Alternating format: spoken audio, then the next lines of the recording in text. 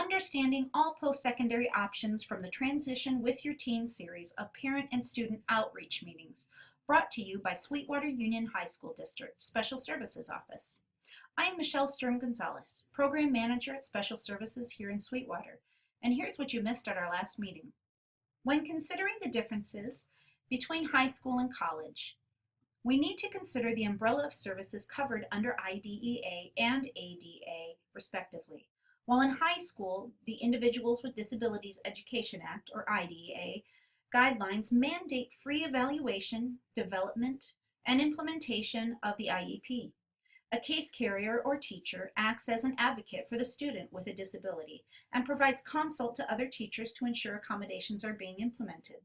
Some classes might have modifications, and depending on the need, a student might have personal services in speech, adapted PE, or other area.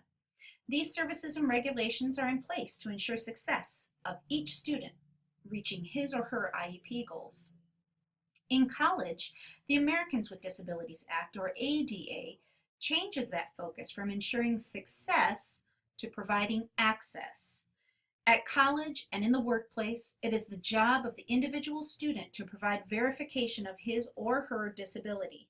The student must identify accommodation needs and advocate for him or herself in order to be successful.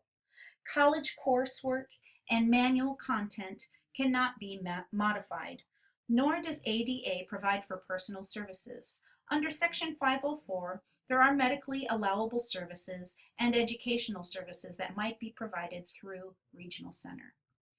Due to the increased accountability and independence on the part of the student, self-advocacy is a vital skill to help while students are in secondary education. This diagram demonstrates a typical IEP meeting where the student only talks during 3% of the meeting. Of course, as a student leaves the elementary grades, we might see this, but over time, we want the student to be empowered and own the IEP. This transition to gain self-advocacy skills must be something a student develops gradually. Consider using a student rubric for IEP participation to gauge current awareness on criteria such as what an IEP is, to what extent he or she attends and participates in the IEP meeting, and whether or not the student has a working knowledge of the content of the IEP. Wouldn't it be wonderful if by senior year, your student could name the accommodations and goals in the IEP?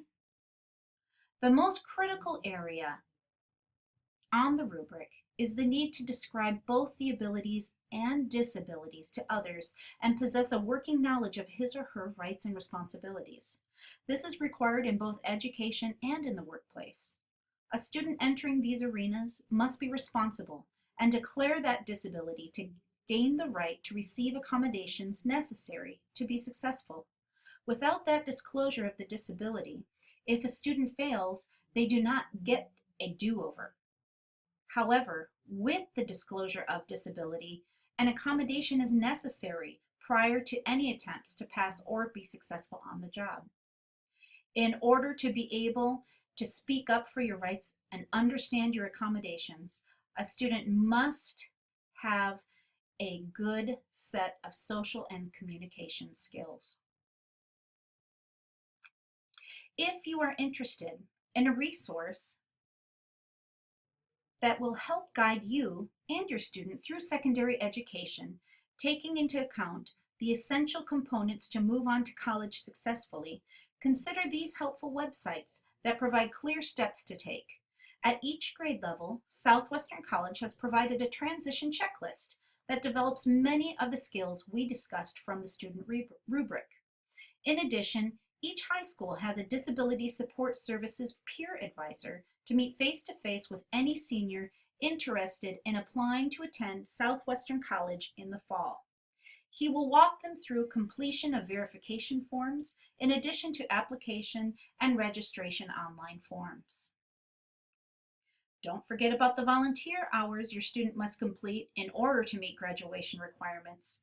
Consider visiting South Bay Community Center to participate in local volunteer opportunities, and even gain valuable experience interacting with workers that could lead to a career interest.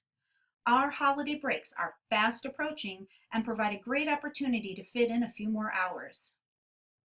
Thank you for taking the time to see what we discussed at our most recent meeting, and be sure to mark your calendar for the next meeting on January 27th, 2016, from 5 p.m. to 6:30 p.m. in the Professional Development Center on L Street, Suite C in Chula Vista, next to the auto parts store. Goodbye.